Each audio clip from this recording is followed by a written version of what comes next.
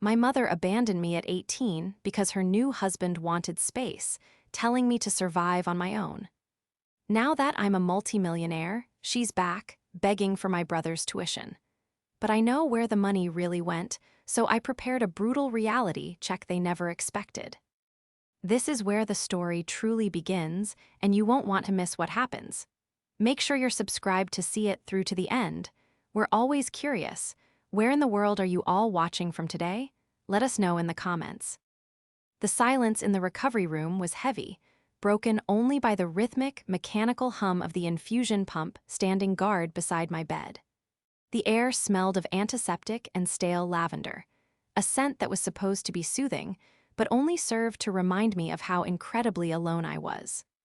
I shifted my weight, wincing as a sharp, hot line of pain radiated from my abdomen. The surgery had been successful. My appendix had ruptured, leading to severe sepsis, but the recovery was proving to be a lonely, grueling marathon.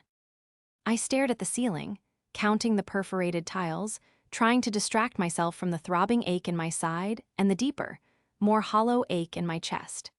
It had been 4 days.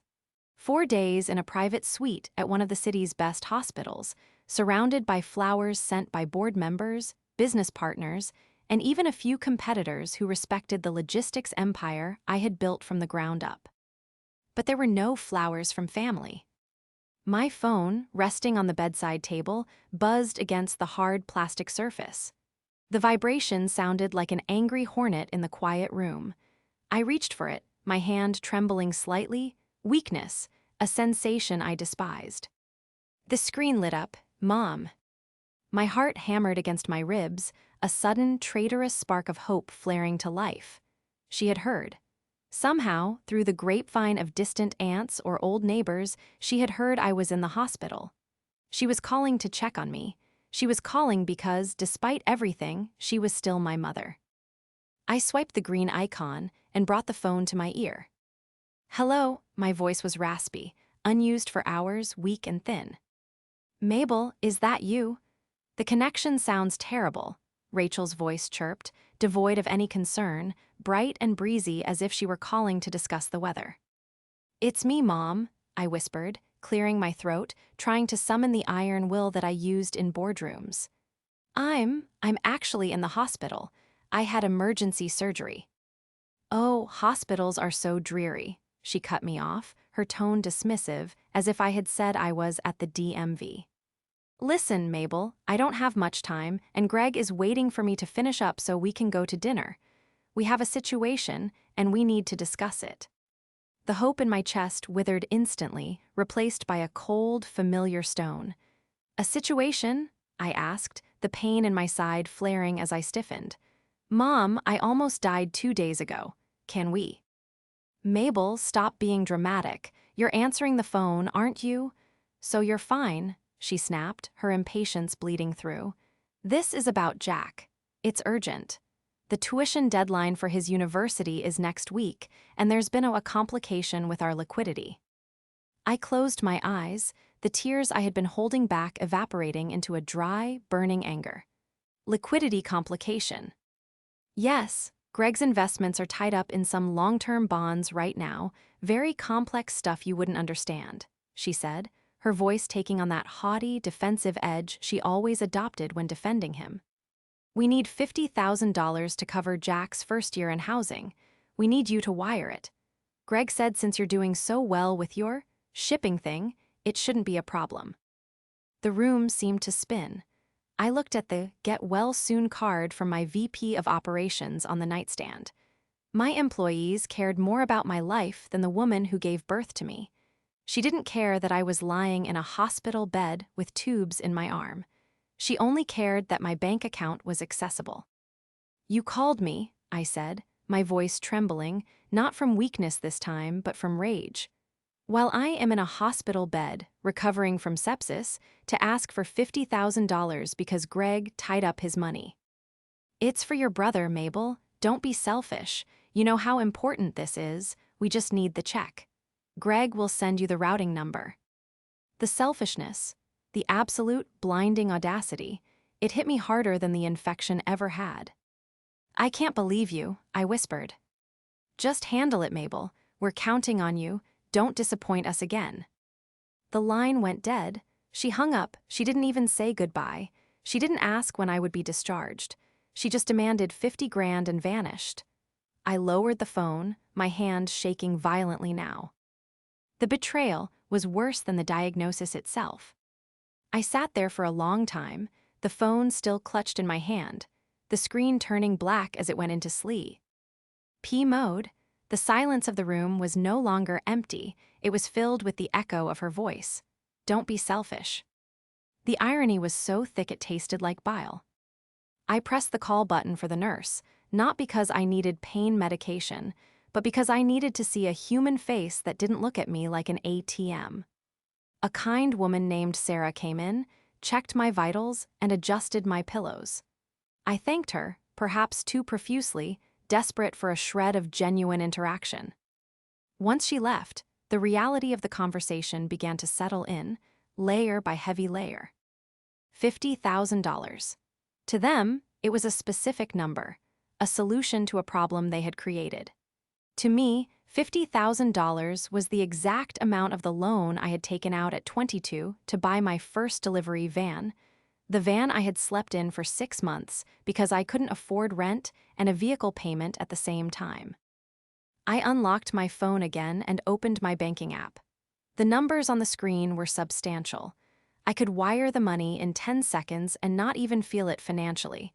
It would be as easy as buying a coffee. But the emotional cost, that would bankrupt me. I navigated to my messages. There was a text from a number I hadn't saved, but I recognized the area code. It was Greg. Routing number attached below. University needs it by Tuesday. Thanks, kiddo. Kiddo. The word made my skin crawl. He had never called me by my name, only dismissive pet names that diminished me. Kiddo, champ, little lady. He spoke to me as if I were a toddler interrupting his important business. I didn't reply. Instead, I lay back and let my mind drift, analyzing the situation with the same cold precision I used to analyze supply chains and shipping routes. Why now? Rachel had said Greg's money was tied up in bonds. That was a classic excuse. I knew the market. I knew how liquidity worked. If you have millions, which Greg claimed to have when he swept my mother off her feet 15 years ago, you don't lack 50 grand for a tuition payment you knew was coming for 18 years. You have accounts for that. You have trusts. You don't call the estranged daughter you kicked out unless you are desperate. Something wasn't adding up. My brother, Jack, was 19 now. I hadn't seen him in person in 3 years, not since a brief, awkward encounter at a cousin's wedding where Rachel had physically steered him away from me as if my independence was contagious. But I knew Jack. He was a good kid. Soft-spoken, obsessed with sketching buildings, gentle. He didn't deserve to be caught in the middle of this. If I sent the money, it would go into an account controlled by Greg. I looked at the routing number again. It wasn't a university account. It was a personal checking account at a regional bank. Red flag number 1. I closed my eyes and a memory surfaced, the day I left. The way Greg had stood in the doorway, arms crossed, a smug smirk on his face as I dragged my 2 suitcases down the driveway. He had won then. He had successfully removed the baggage from Rachel's life so he could have her and their new son all to himself. He thought he was doing it again. He thought he could snap his fingers, use the guilt of family obligation, and extract resources from me. He thought I was still that scared 18-year-old girl desperate for her mother's approval. But he was wrong. I wasn't that girl anymore. I was the CEO of Velox Logistics. I negotiated with sharks for breakfast. I spotted inefficiencies and fraud in shipping manifests from a mile away. I pulled up my contacts and scrolled down to Peter, my private investigator and corporate security consultant. He usually vetted potential business partners or investigated employee theft. I typed a message. Need a full financial background check on Greg last name and Rachel last name.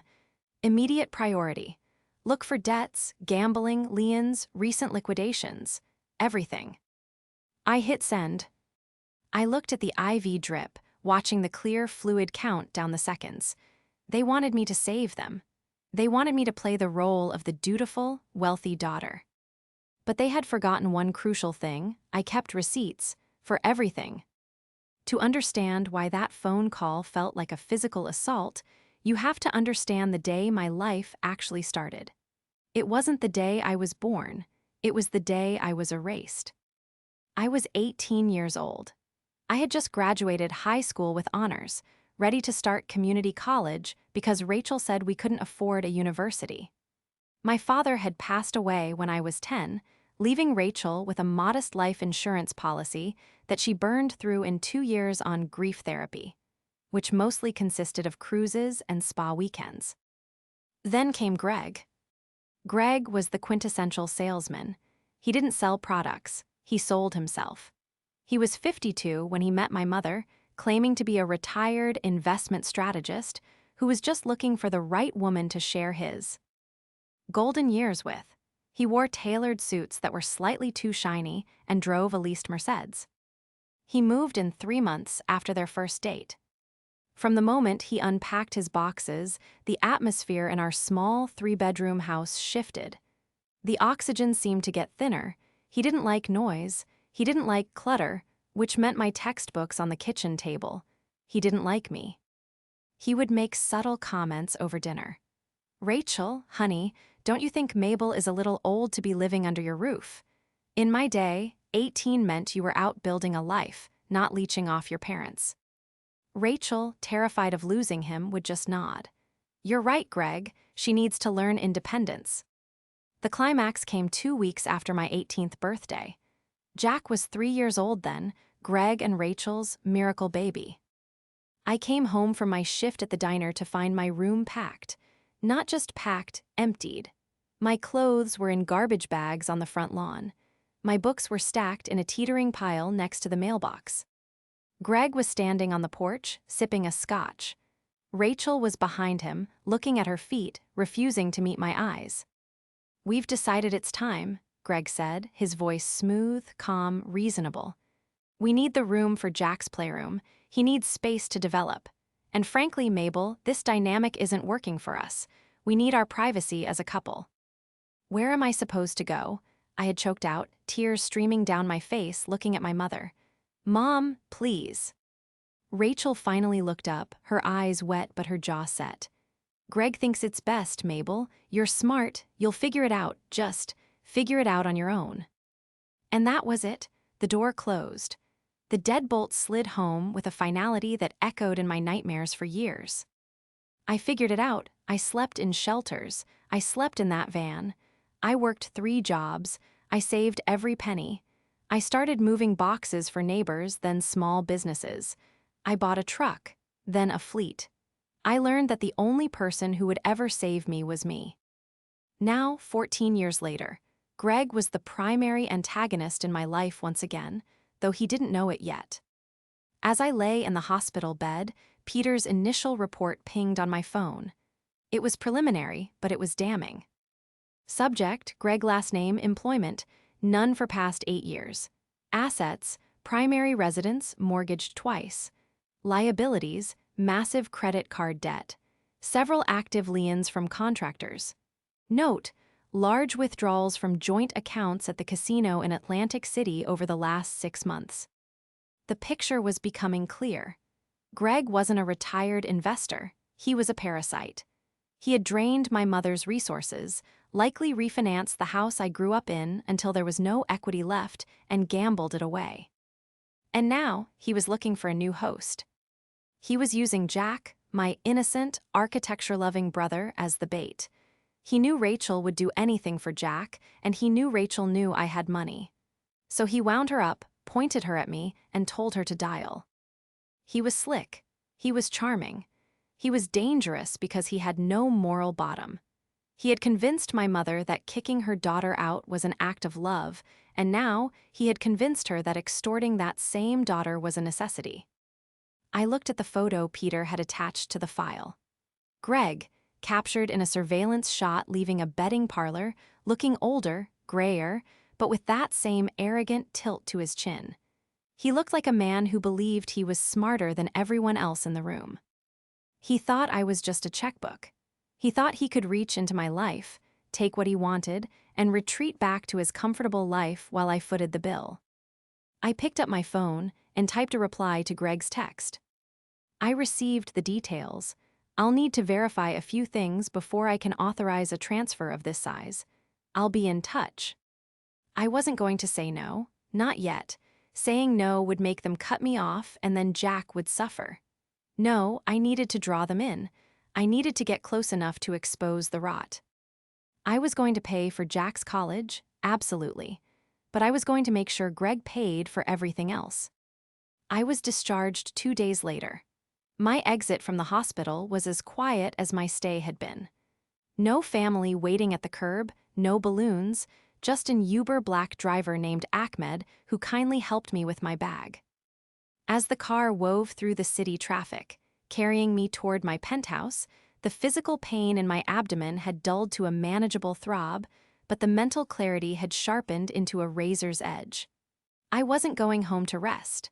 I was going home to war. My apartment was a sanctuary of silence and glass, overlooking the skyline, a stark contrast to the chaotic, cramped house I had been kicked out of 14 years ago. I set my bag down and went straight to my office, bypassing the bed entirely. I sat at my mahogany desk and dialed Peter. "Talk to me," I said the moment he picked up. "It's worse than I thought, Mab." Peter's gruff voice filled the room. I dug into the property records and cross-referenced them with the banking activity. The house, your childhood home, is underwater. They took out a second mortgage 3 years ago and a home equity line of credit 6 months ago, maxed out. I leaned back, closing my eyes. Where did the money go? "Greg," Peter said simply, "I found a trail of wire transfers to a shell company called Apex Holdings." Sounds impressive, right? It's a front for an offshore betting syndicate based in the Caribbean, but that's not the kicker. "What is?" "He liquidated a custodial account last week. It was in your brother Jack's name. It wasn't much, maybe $12,000, probably what was left of your dad's old insurance payout that they had set aside." Greg drained it. Zero balance. My hand gripped the phone so tight my knuckles turned white. He stole Jack's money. The money my father, my real father, had left to ensure his son had a future. Greg had snorted, drank, or gambled it away, and now he was trying to replace it with my money before anyone noticed. "He's desperate," I said, my voice cold. "He needs 50 grand to cover the theft and pay the first semester so Jack doesn't find out the fund is empty." "Exactly.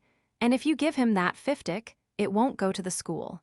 He'll use it to service the interest on his gambling debts to keep the sharks away, and he'll scramble for the tuition later. He's robbing Peter to pay Paul, but he's running out of Pauls." "He has no idea who he's dealing with," I murmured. "So what's the play?" Peter asked. "Do you want me to send this file to your mother?" "No," I said immediately. "If I send it now, Greg will spin it. He'll say it's identity theft or a bad investment that he's trying to fix. He's been gaslighting her for 15 years. A PDF file won't break that spell. I need to catch him in the act. I need him to hang himself with his own rope." I looked out the window at the city lights. I needed a trap. "Peter, can you get me the official transaction logs for that custodial account? The ones that show the exact time and location of the withdrawal. I can have them in an hour." "Do it, and find out exactly who holds his gambling debt. If he's that deep in the hole, someone dangerous is breathing down his neck. I want to know who scares him." After hanging up, I opened my laptop. I drafted a text to my mother. I didn't send it immediately. I stared at it, refining the tone. It had to sound compliant but specific. It had to sound like the dutiful daughter she wanted to believe I was. "Mom, I've moved some funds around. I can help with Jack's tuition. But for tax purposes, and because of the size of the gift, my accountant insists I hand over the check in person and sign a gift letter. I can't wire it." I paused, then added the bait. "I'd like to take you, Greg, and Jack to dinner. My treat. We can celebrate Jack's acceptance and handle the business. How is Friday? I hit send. The response came 3 minutes later. Not from Mom, but from Greg via her phone. Friday works, we'll go to Le Bernardin. 7 p.m., don't be late. Le Bernardin, of course. He picked one of the most expensive restaurants in the city. He wanted to bleed me dry while eating on my dime. Perfect, I whispered to the empty room. Friday arrived with a gray, drizzling sky that matched my mood. I dressed not as the recovering patient, but as the CEO. I wore a sharp, tailored black blazer, high-waisted trousers, and heels that clicked against the floor with the authority of a gavel. I pulled my hair back into a severe, sleek bun. I wasn't going to dinner as a daughter. I was going as an adversary. I arrived at Le Bernardin precisely at 7:00 p.m. They were already there. Greg was sitting at the head of the table, looking bloated and red-faced, swirling a glass of expensive red wine. He wore a suit that looked expensive from a distance, but cheap up close. Rachel sat to his right, looking nervous, her eyes darting around the opulent room as if she were afraid someone would ask her to leave. And there was Jack. He sat on the other side, looking small in a button-down shirt that was slightly too big for him. He was staring at the menu with wide eyes, clearly uncomfortable with the prices.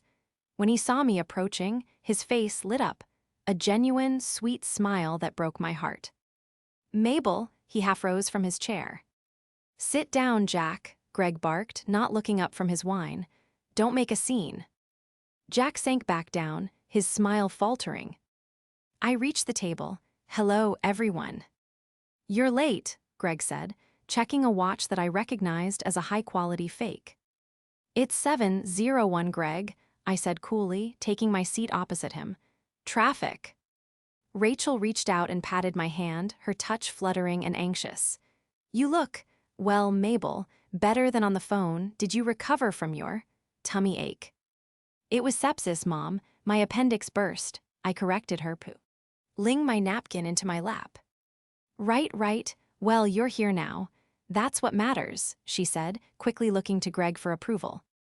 The waiter arrived, and Greg ordered for the table without asking us. We'll have the tasting menu and another bottle of this Cabernet. The vintage year, not the cheap stuff. He looked at me with a smirk. You're paying, right? Since you're the big tycoon now. I'm paying, I said, holding his gaze. Order whatever you want. Dinner was an exercise in torture. Greg dominated the conversation, bragging about deals he was closing and people he knew, names I knew for a fact he had never met. Jack stayed silent, pushing food around his plate. Finally, as the dessert course was cleared, Greg wiped his mouth and leaned forward. The predator was done playing with his food. So, he said, extending a hand palm up, let's get this business over with. You brought the check. I did, I said. I reached into my purse. The atmosphere at the table tightened. Rachel held her breath. Greg's eyes locked onto my hand. I pulled out a folder, not a checkbook. But first, I said, placing the folder on the pristine white tablecloth, we need to clarify a few details regarding the routing number you sent me. Greg's smile didn't waver, but his eyes hardened. Details? It's a bank account, Mabel. You put money in it. Simple. I had my team run a verification on the account, I lied smoothly. Standard protocol for any transaction over $10,000. The account isn't registered to the university. It's a personal checking account at Chase, registered solely to you, Greg. Rachel frowned, looking between us. Greg, you said it was the school's holding account. It is, Greg said quickly, his voice rising a decibel. It's a pass-through account. I manage the tuition payments to ensure they get applied correctly. The bursar's office is a mess. I'm handling it for Jack. That's interesting, I said, opening the folder. Because I called the bursar's office this morning. They said they have no record of any arrangement with a Greg last name.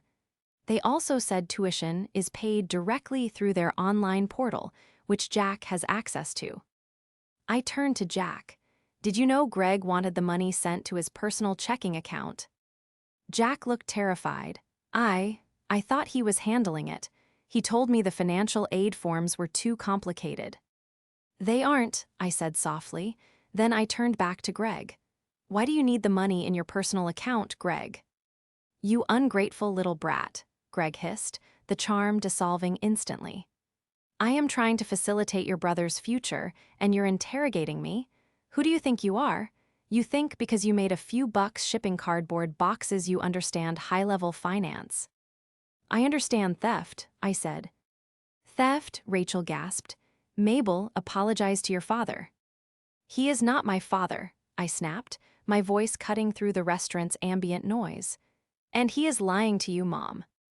I don't have to listen to this, Greg said, throwing his napkin on the table. Rachel, we're leaving. She's clearly hysterical, probably the medication.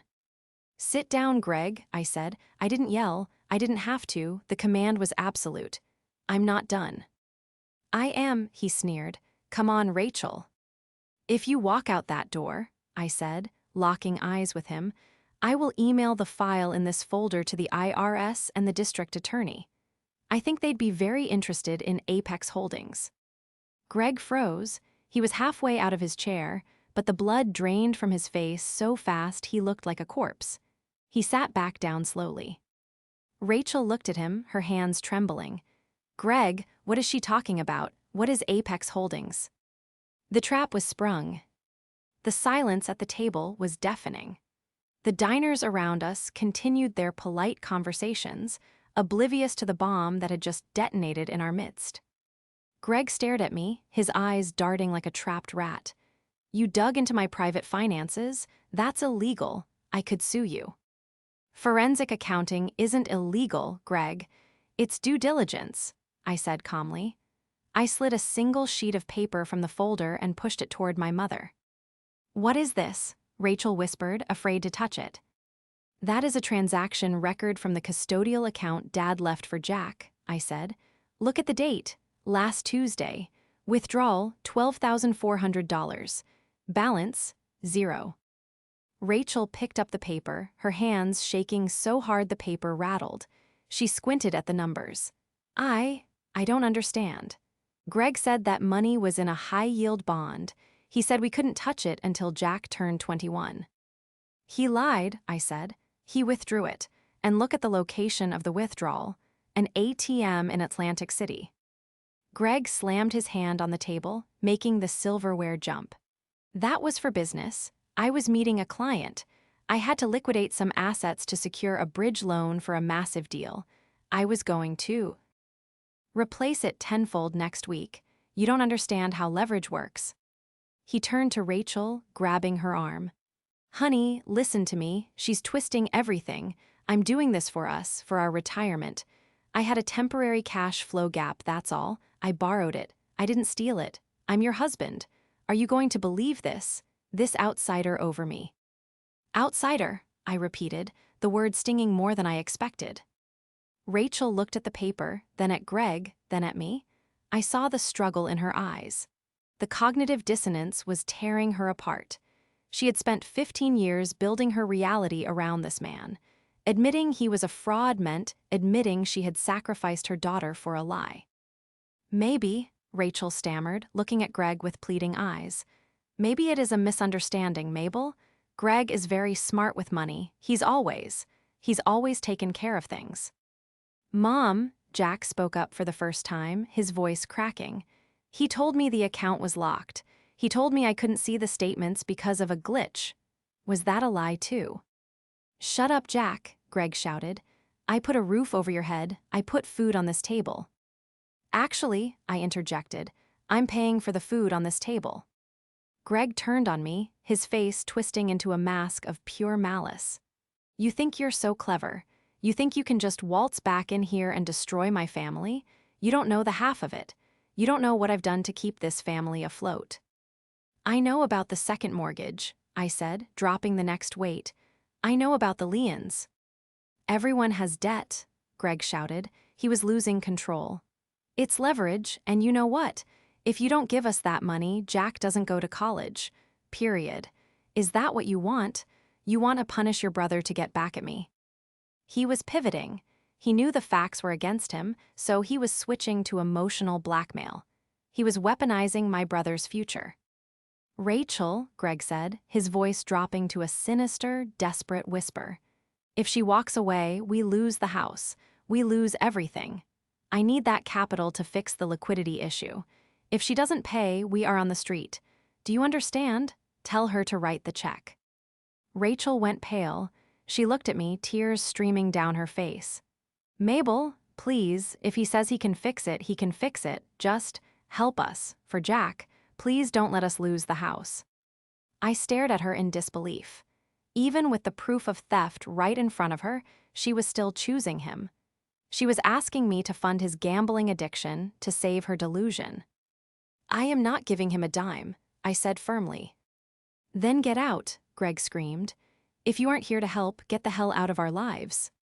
I'm not done, I said, my voice dropping to a low, dangerous register. I have one more document. I pulled out the final piece of paper Peter had faxed over just before I left the office. It wasn't a bank statement. It was a police report from 3 states over, dated 16 years ago. Greg, I said, reading from the sheet. Or should I call you Gregory Miller? It seems you legally changed your name just before you met my mother. Greg stopped breathing. Convicted of fraud, larceny, and elder abuse, I read. You served 4 years, you were released on parole. And guess what? You're still on a probationary watch list for financial crimes, which means opening a credit line in your wife's name without her consent, which you did for the home equity line of credit, is a parole violation. Rachel covered her mouth with her hand, a strangled sob escaping. Greg, is this true? Greg stood up, his chair clattering backward. He looked wild, cornered. She's faking it, it's a Photoshop, it's a setup. I have the parole officer on speed dial, I said, bluffing slightly. I had the number but hadn't called yet. Shall we ask him? Greg looked at Rachel, then at me. The charm was gone. The mask was gone. All that was left was a frightened, angry little man. You be ****H, he spat at me. You think you can ruin me? You think you can just walk in here with your fancy suit and end me? I'm not ruining you, Greg, I said, standing up to meet his gaze. I'm just turning on the lights. Rachel, we're leaving. Greg grabbed my mother's arm hard. She winced. Let go of her, I said. She's my wife, he yanked her up. We are going, and Jack, get in the car. No, Jack said. He stood up, trembling, but he didn't move toward Greg. He moved toward me.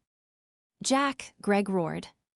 I'm staying with Mabel, Jack said, his voice shaking but defiant. Greg looked like he was about to lunge across the table, but he saw the waiter watching. He saw the other diners staring. He saw the manager approaching with a security guard. Fine, Greg sneered, releasing Rachel's arm. Keep the brat. But you, he pointed a shaking finger at Rachel, you better come with me, or don't bother coming home. Rachel stood there paralyzed, she low. Oaked at Jack, standing beside me. She looked at Greg, red-faced and manic near the exit. Mom, I said, stay. She looked at me, her eyes full of fear and confusion. Then she looked back at Greg. She whispered, I can't let him drive alone, he's upset. She turned and walked away. She followed him. I watched her go, a heavy stone settling in my gut.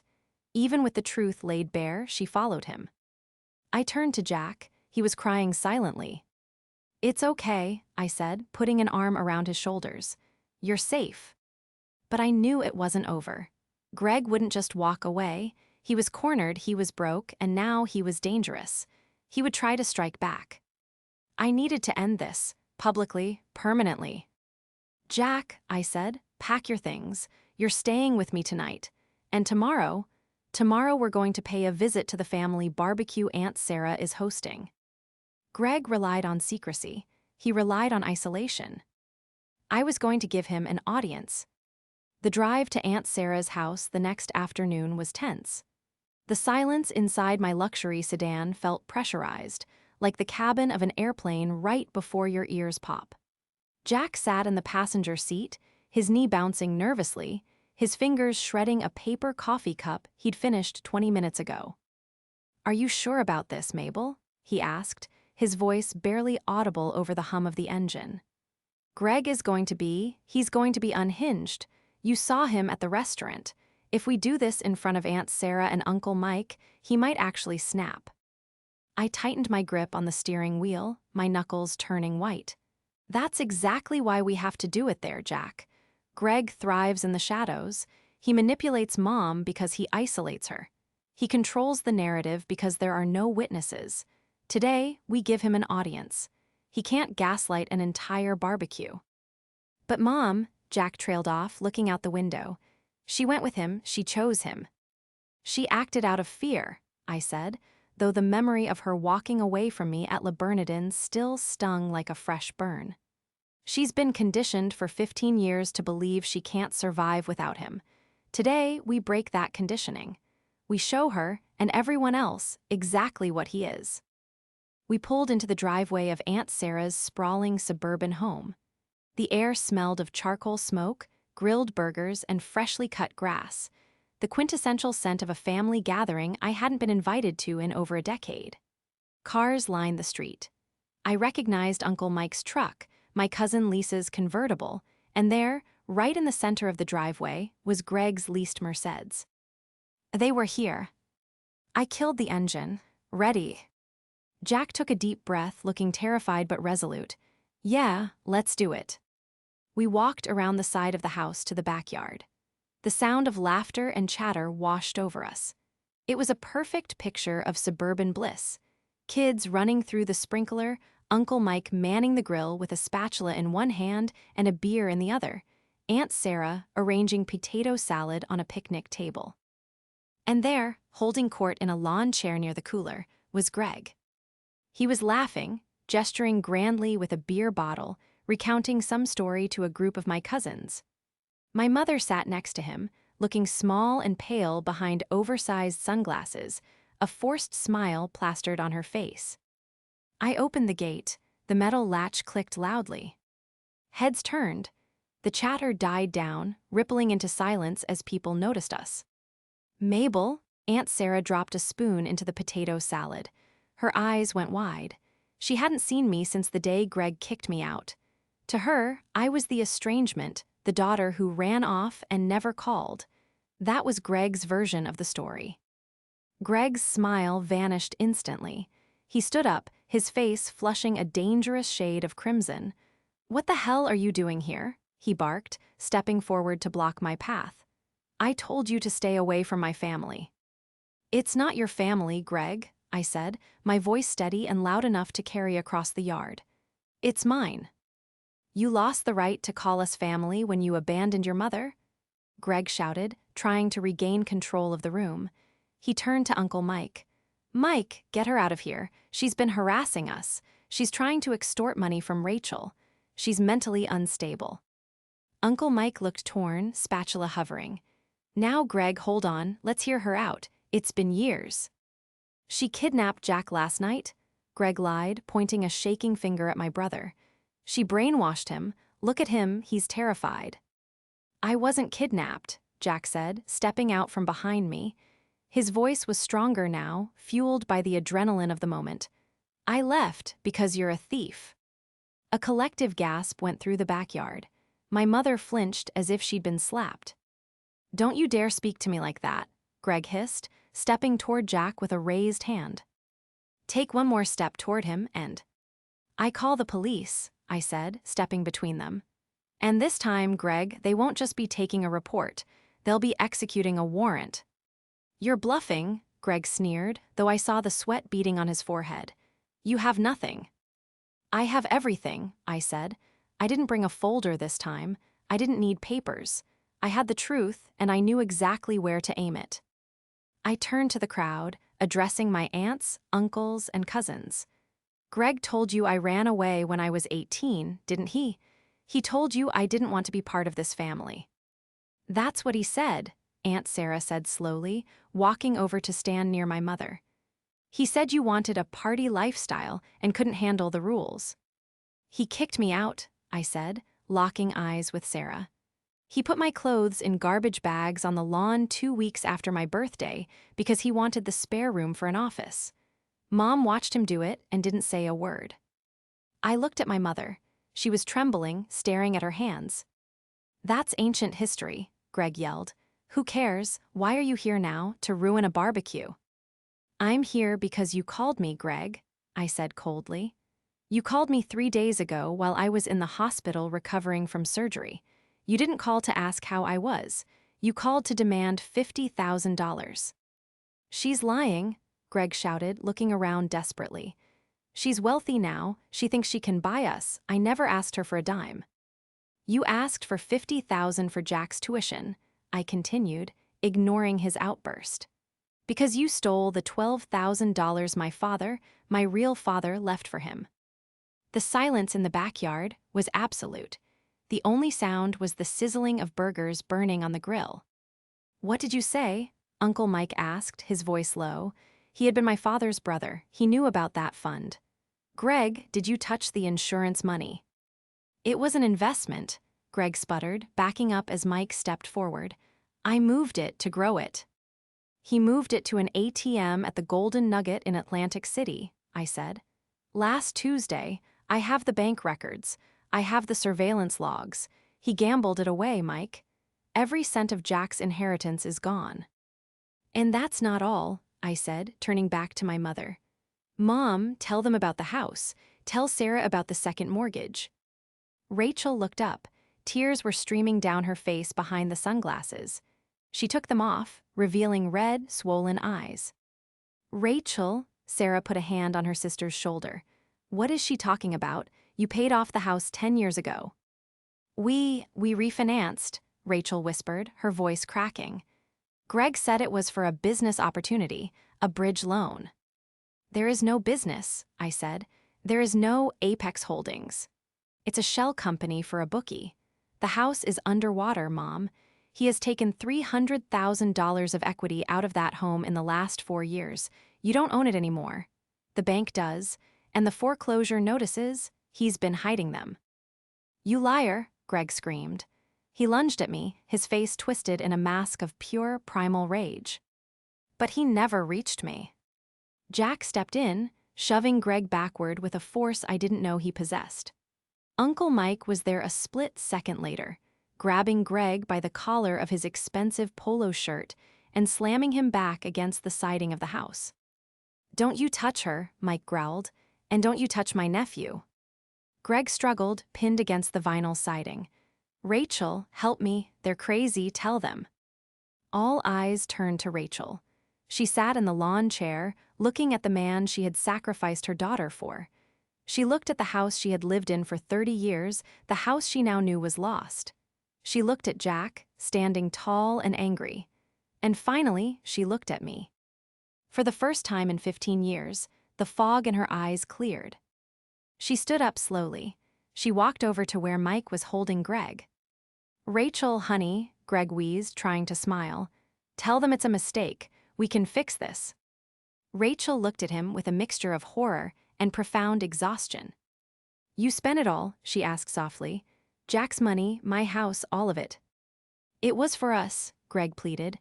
"I was going to win it back. I had a system." "A system," she repeated. She let out a laugh that sounded more like a sob. Then she reached into her purse. She pulled out a set of car keys, the keys to the Mercedes. "Rachel," Greg asked. "Get out," she said. "What?"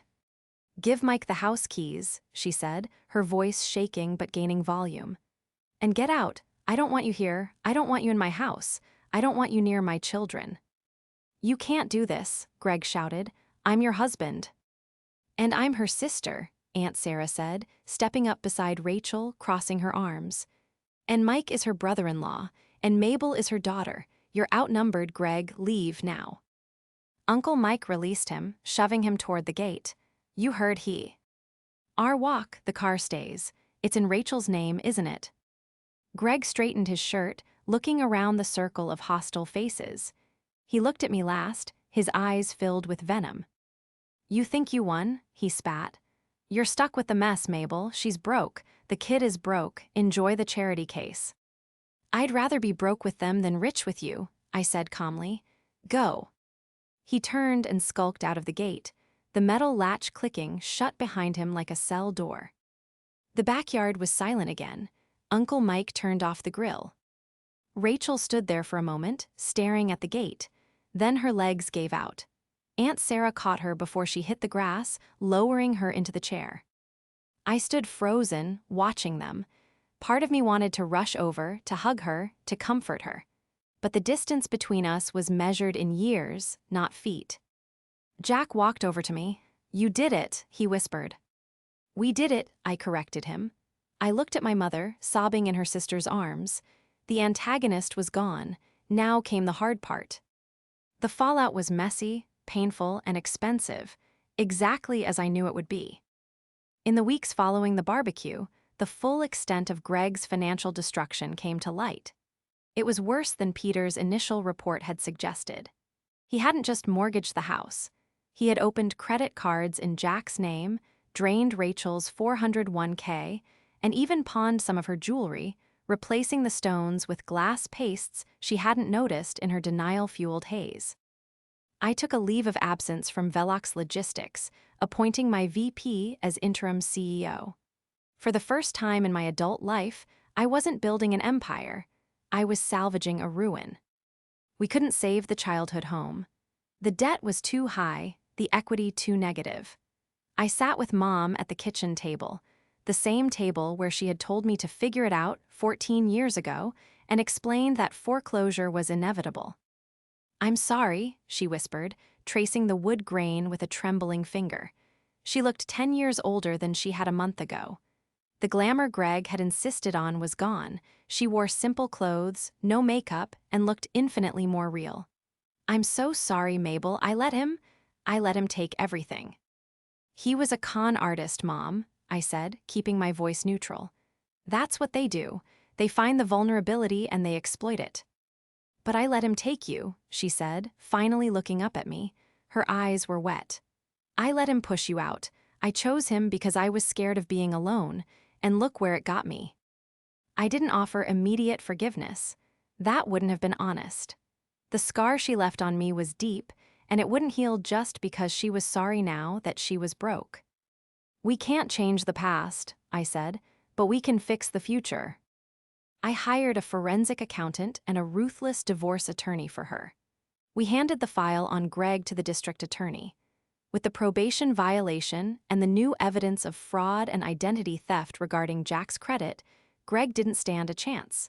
He was arrested 3 weeks later at a motel on the outskirts of town, trying to scam a new woman. He's currently awaiting trial and looking at 10 to 15 years. As for the immediate problems, I solved them the only way I knew how, decisively. I bought a modest, comfortable condo in a nice complex near Aunt Sarah's house. I put it in a trust. Mom could live there rent-free for the rest of her life, but she couldn't mortgage it, sell it, or let anyone else move in without my written consent. It was a safety net, but one with boundaries. For Jack, I did exactly what I promised. I set up a direct payment account with his university. His tuition, room, and board were paid in full for all 4 years. On the day Jack was set to leave for campus, we all gathered at the new condo. It was a smaller space, but it felt lighter. The air wasn't heavy with Greg's unspoken rules anymore. I helped Jack load the last box into the back of my SUV. I was driving him up to school personally. You ready? I asked him. He grinned, the anxiety that used to live in his eyes replaced by excitement. Yeah, I'm ready. Hey, Mabel. Yeah. Thanks not just for the money, but for coming back. You didn't have to. Yes, I did, I said, ruffling his hair. You're my brother. Mom came out to say goodbye. She hugged Jack tightly, crying a little, but they were happy tears this time. Then she turned to me. She stood there for a moment, awkward and uncertain. Drive safe, Mabel. I will. And thank you, she said. For the condo, for the lawyer, for saving us. I didn't do it for you to say thank you, I said honestly. I did it because I could, and because Greg needed to be stopped. I know, she nodded. She hesitated, then added, I'm going to therapy. Sarah found me a good doctor. I need to figure out why I am the way I am. That's a good start, I said. I didn't hug her. We weren't there yet. Maybe we never would be. Boo.